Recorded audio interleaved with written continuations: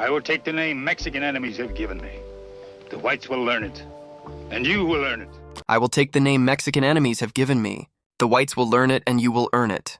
Jay Silverheels made history as the first Native American to play a Native character on TV. He became famous as Tonto in The Lone Ranger. But behind the scenes, something was very wrong. In 1957, when someone asked him about his most famous role, he said just 3 words: "Tonto is stupid." That wasn't the only secret. He was paid half of what his white co-star earned. A director once tried to physically attack him on set, and the name Tonto itself meant something he could never escape. Today, we're uncovering what really happened to the man who smiled on camera but suffered in silence. Jay Silverheels was born Harold J. Smith on May 26, 1912, on the Six Nations of the Grand River Reserve near Hagersville, Ontario. He came from a large Mohawk family, one of at least 10 kids crammed into a small house. His father, Alexander George Edwin Smith, was a Cauga war hero who earned the Military Cross in World War I for bravery at the S in ERA. But after the war, he came home damaged, deafened by artillery, stuck on a farm, and surviving on just $49 a month from the Canadian government. His war medals didn't feed the family. His injuries never went away. Harold saw him suffer headaches and hearing loss every day. His mother, Mabel, was part Mohawk, part Seneca, and carried the weight of keeping the house running. She used traditional medicine because doctors wouldn't see them. They couldn't afford much, and what little they had came from the land, trade, or herbal knowledge. Poverty wrapped around their lives from the start. By age 5, Harold was already showing signs of athletic talent, racing around in local lacrosse matches on the reserve. By 19, he was playing box lacrosse professionally for the Toronto Tumps under the name Harry Smith. He didn't go alone. His cousins and brothers, Porky, Beef, and Chubby, were right there with him, traveling through Buffalo, Rochester, Atlantic City, and beyond. They played nearly non-stop through the 1930s, earning money, dodging poverty, and building a name. That name became Silverheels, given to Harold after he sprinted past a defender so quickly it looked like his shoes flashed silver. It stuck. Newspapers picked it up. Fans showed up just to see him run. One season, he scored more than 4 goals a game, and coaches started assigning 2 men just to guard him. But athletic fame didn't mean freedom from the system. Harold grew up while Canada's residential schools tried to erase Indigenous languages. At Six Nations, students were beaten for speaking Mohawk. Some were fed soap or strapped. Harold's own sister was sent away to a residential school and came back unable to speak her own language properly. Families were torn apart by policies that banned ceremonies, punished their spirituality, and pushed them into silence. Officials called them lazy. They said they lacked the ability to compete. That message lingered not just in reports, but in everyday life, in how people looked at them, talked about them, treated them. When the Great Depression hit in the 1930s, Harold's family, like many others, sank deeper. They moved to Buffalo. Harold worked odd jobs, labored on farms, did whatever it took. His father, despite being a decorated veteran, could barely move without pain. His mother bartered away family heirlooms to get food. Government rations were often spoiled. Harold saw his parents give up everything just to keep the lights on. That kind of poverty didn't just hurt the stomach. It made people feel like they didn't exist. Still, Harold pushed forward. His speed on the lacrosse field opened doors. In 1932, he went pro and played for money, 75s per game, big cash during the Depression. In one game in Montreal, a rough foul sparked a brawl and Harold threw punches that got him suspended. But when he came back, ticket sales tripled. People wanted to see him, even if it meant controversy. He made headlines. He kept going. Then came boxing. Harold fought as a middleweight in the Golden Gloves tournament at Madison Square Garden. He made it to the semifinals before taking a brutal punch that broke his jaw in 2 places. The injury ended his boxing dreams, but the prize money kept him afloat. He lost nearly 25 pounds on a liquid diet, but he didn't quit. That fight taught him how to take pain and keep moving. In 1937, he toured Los Angeles with his lacrosse team. One day, while sprinting at Gilmore Stadium, comedian Joe E. Brown noticed him and offered a small film role. Harold performed a stunt, a diving catch that took 11 takes to get right. He was paid $150. That was twice what lacrosse paid. From there, things shifted. He got a Screen Actors Guild card, started calling himself Jay Silverheels, and by the end of the year, he'd appeared in 5 films. He wasn't a star, but he was in. Hollywood didn't roll out a red carpet. He worked as a stuntman, earning less than $20 a day and bussing tables at night to survive. But in 1939, he landed a real role in Drums Along the Mohawk. It paid $350 a week, more than he'd ever made. Studios liked the name Silverheels. They told him to use it officially, said it sounded exotic. He took on small roles, mostly playing unnamed Indians. Casting directors made him strip to the waist like he was on display. They judged his body more than his acting. Still, he showed up, learned his lines, and kept getting work. In 1941, he finally had a speaking role. By then, he'd been in more than 15 films, usually uncredited, playing Indian Scout or Warrior No. 2, but he never gave up. He studied Shakespeare because a friend said, "If you can read this, you can read anything." He didn't think it was for him at first, but he learned. He served in World War II, though records are thin. In 1945, he returned to Hollywood with a new name, Jay Silvers. But the industry hadn't changed. Native actors were still pushed aside for white actors in makeup. Roles were few, and the ones that existed were insulting. In 1946, he auditioned for Captain from Castile, starving himself so his suit would fit. The director made him take off his shirt like usual. It was humiliating, but he got the part. The film flopped financially, but he had a job. Still, he stayed uncredited even when he had lines. He traveled across the South with his lacrosse team where racism was loud and inescapable. Hotels turned him away. Restaurants wouldn't serve him. He slept on buses while his white teammates got rooms. Once in Louisville, police threatened him just for using a bathroom marked whites only. These weren't rare events. They were constant. That's why later in life, when he finally had a platform in Hollywood, he used it to fight for better roles and representation. A decade passed before anyone really noticed him. That changed in 1948 when director John Huston cast him in Key Largo alongside Humphrey Bogart and Lauren Bacall. Jay played Tom Osceola, a Seminole fugitive. Finally, a credited role in a major studio film. They shot it on the Warner Brothers backlot in Burbank for 78 days, building Florida in a controlled environment to keep costs low. But for Jay, it meant climbing out of the shadows. No longer just another name lost in the credits. 2 years later, in 1950, Jay was cast in Broken Arrow, a Western that claimed to be progressive, but couldn't quite let go of old habits. He played Geronimo, a strong role but not the lead. That went to Jeff Chandler, a white actor from Brooklyn wearing dark makeup to portray Cochise. Even in a film that tried to present Native Americans more fairly, Hollywood couldn't bring itself to let Native actors lead. Real Apache people were hired as background extras from the Fort Apache Reservation. Jay, a Canadian Mohawk, gave Geronimo dignity, but the contradiction wasn't lost on anyone. Then came the moment that changed his life and TV history. In 1949, when The Lone Ranger came to ABC, Silverheels beat out 35 other actors to become Tonto. It aired on September 15th. For the first time, a Native American played a Native American character on television. For 2 decades, the radio version of Tonto had been voiced by white men like John Todd and Roland Parker. Even when TV producers considered casting a Native actor, they hesitated. One was fired for refusing to speak in broken English. They went back to John Todd before finally giving Jay the job. At the time, Hollywood's standard was to paint Italian actors with Armenian bull red clay to make them look native enough. Jay's casting broke that mold. He wasn't supposed to win the part, but he did, and it changed everything. There was always a problem with the name. Tonto means fool or stupid in Spanish. Silverheels knew it. He lived with it. Publicly, he smiled. Privately, he resented it. In 1957, during a visit to his home reserve in Ontario, someone asked him about his famous role. His answer was quick. Tonto is stupid. That was all he said, just 3 words. But behind those words was a decade of quiet frustration. The name stuck through the decades, even as Native American groups pointed out its offensiveness. When Johnny Depp played Tonto in 2013, the controversy returned. Nothing had changed, and it wasn't just the name. Jay had a reputation for never reading his lines. Not because he was lazy, but because the lines were often bad, stiff, broken English written to sound authentic. So he'd ad-lib. He'd make it up. "Me wait here. You go into town." That right, the phrases stuck. Directors were furious. Alan Dinhart remembered how one director, Wilhelm Thiele, went red with rage and had to be physically held back from attacking Jay on set in 1955.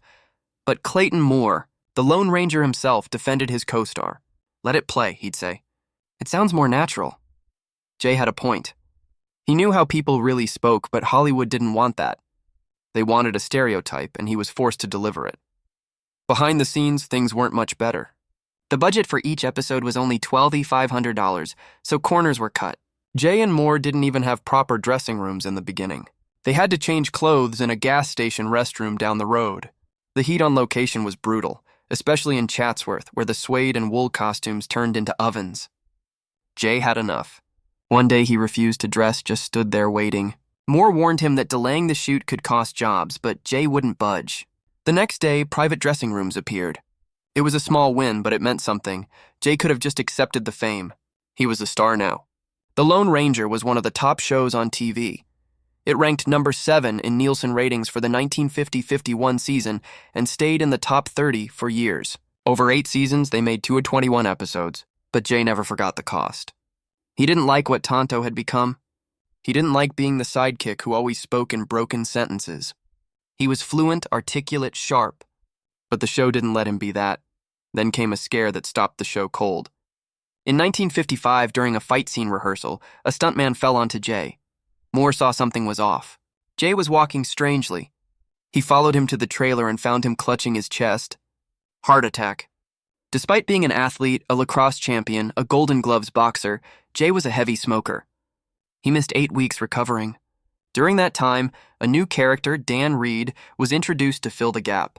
Writers explained Tonto's absence by saying he was in Washington meeting the Great White Father. That line said more than they realized. At home, Jay was just Harold Smith. He married Mary Doma in 1945 and had 4 children with her. Jay Jr., Marilyn, Pamela, and Karen. From his first marriage to Bobby Smith, he had 2 more, Steve and Gail. He joked about their mixed heritage. On The Tonight Show, he once said he married an Italian to get back at Christopher Columbus and called their kids indolens. But the joke hid something deeper.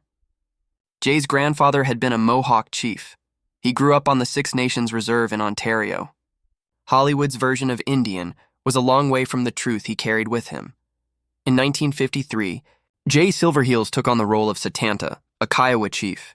In the film War Arrow, it wasn't a lead role, but it placed him alongside big names like Maureen O'Hara and Jeff Chandler. Filming stretched from early March through April, shot across Arizona in places like Nogales and Sonoita's Empire Ranch, plus a few scenes in California's Agoura. What started as a solid action western ended up being trimmed down by director George Sherman, who took out several action sequences and replaced them with talky scenes that explained the action instead of showing it. Even the studio admitted later this decision weakened the film. Still, it had strong stunt scenes and rich Technicolor visuals. Maureen O'Hara would later say Chandler was nice but didn't impress her as an actor. Silverheels' character stood on the opposite side of the central conflict, a reminder of how native roles were usually placed, just outside the focus, but still present. The following year, 1954, he played another supporting role in Drums Across the River. This time, he played TA in a western directed by Nathan Jaron and starring Audie Murphy. It was shot in Technicolor in some of California's most scenic spots, including Barton Flats and Red Rock Canyon. Murphy played a young man trying to stop a war with the Ute tribe while being accused of a crime he didn't commit. Silverheels' role wasn't just background. His character represented the native voice in a story about land disputes and rising tensions. The film had intense horseback scenes, fights, and what one critic called a leap of death stunt that stood out. These kinds of physical scenes came naturally to Silverheels, who had once been a lacrosse player and boxer. Morris Ankrum joined him on screen as Chief Urey in a production that cost around $1 million, a big budget at the time.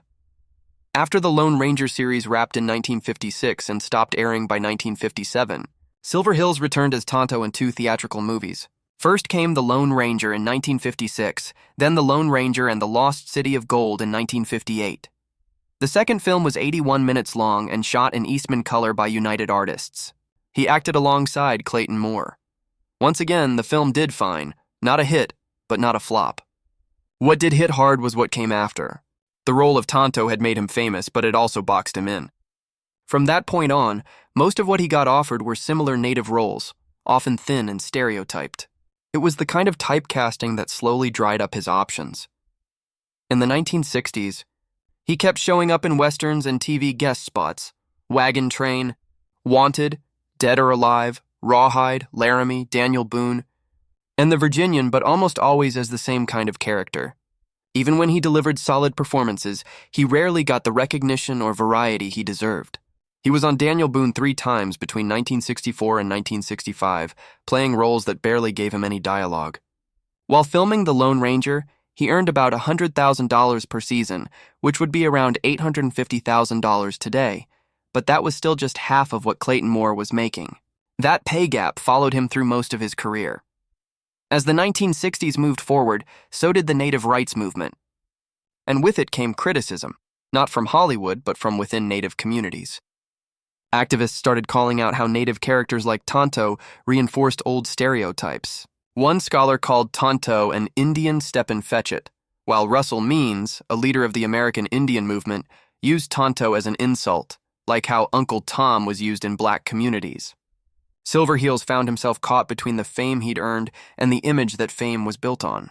He started to disappear from the screen, not because he wanted to, but because networks and studios got nervous about backlash. Even his past success couldn't protect him from the changing climate, but instead of fading away or going silent, he turned towards something more lasting. In the early 1960s, he co-founded the Indian Actors Workshop in Los Angeles. It started at the LA Indian Center with help from Buffy St. Marie, Iron Eyes Cody, and Rod Redwing. By 1966, it had become a real fixture, holding weekly classes and giving Native actors a place to train, rehearse, and develop their skills. One of those future actors was Michael Horse, who later played Tonto in The Legend of the Lone Ranger in 1981 and became known for his role in Twin Peaks. In 1973, Silver said their main goal was to unlock the dormant creativity inside Native communities. He didn't just say it, he built it. In the late 1930s, while working as a stuntman and background actor in Hollywood, Jay Silverheels married Bobby Smith. Their marriage fell apart by 1943. Around the same time, he was juggling unstable film work and military service during World War II. He was often away performing dangerous stunts for films like The Seahawk and Western Union, earning barely enough to live on, just about $50 to $75 a week. The divorce left him estranged from his 2 children, Steve and a daughter whose name varies in records, sometimes listed as Gail and sometimes Sharon. Jay's limited income, constant travel, and the legal complications of wartime service made it nearly impossible for him to stay in close contact with them. A couple of years later, in 1945 or 1946, Jay married Mary Doma, an Italian-American woman he once joked about marrying just to get back at Christopher Columbus.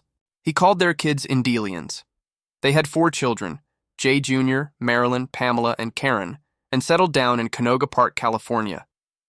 In 1949, Jay landed the role that would define his public image, Tonto in The Lone Ranger. It brought him fame, but not fortune.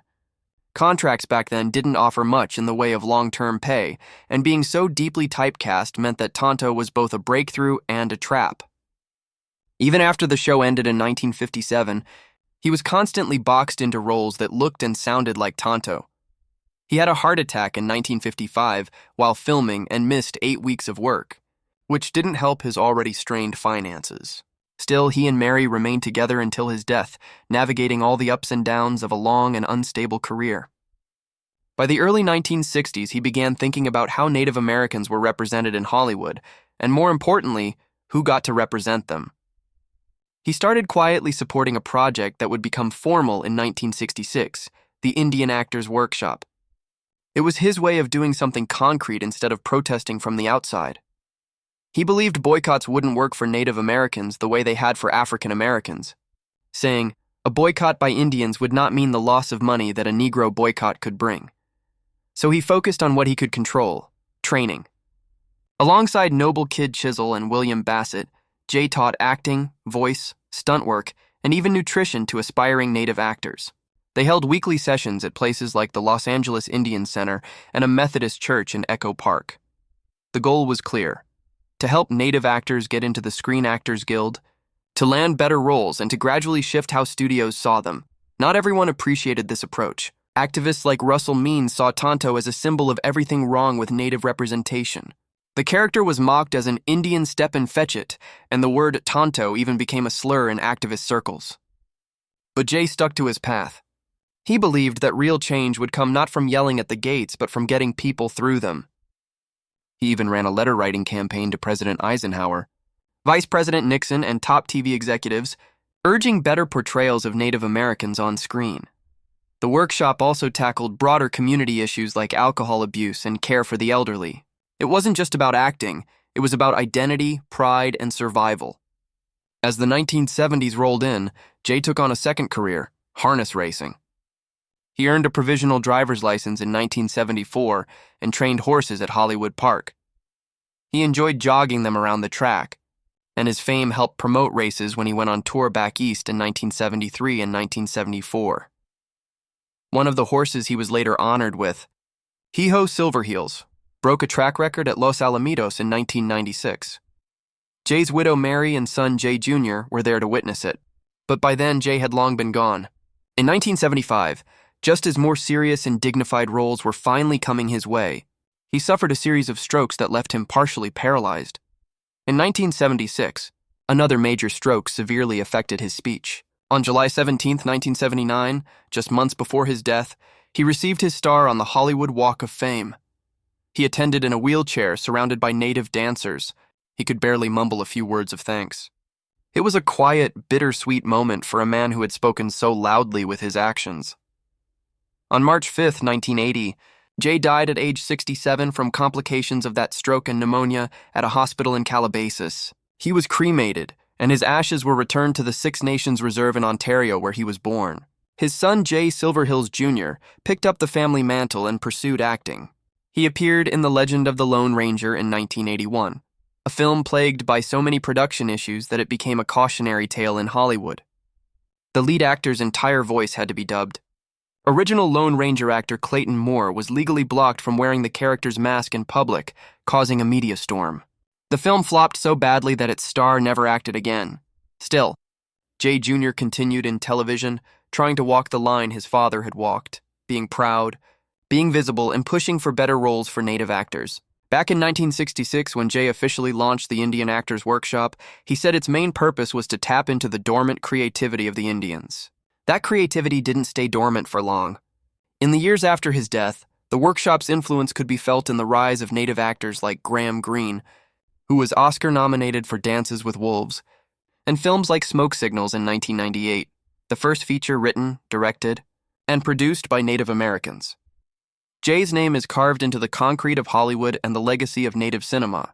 He was posthumously inducted into the Western Performers Hall of Fame in 1993, and the Canadian Lacrosse Hall of Fame in 1997 under the name Harry Tonto Smith. His portrait still hangs in Buffalo's Shays Performing Arts Center. His influence shows up in every Indigenous storyteller who demands more than stereotypes and chooses to speak, act, and write on their own terms. And even though he once said he cringed inside every time he had to deliver Tonto's broken English lines, he never let bitterness stop him. On The Tonight Show in 1969, he came out as Tonto, looked straight at the camera and said, "My name is Tonto. I hail from Toronto, and I speak Esperanto." Even when the lines weren't his own, Jay Silverheels knew how to reclaim the stage.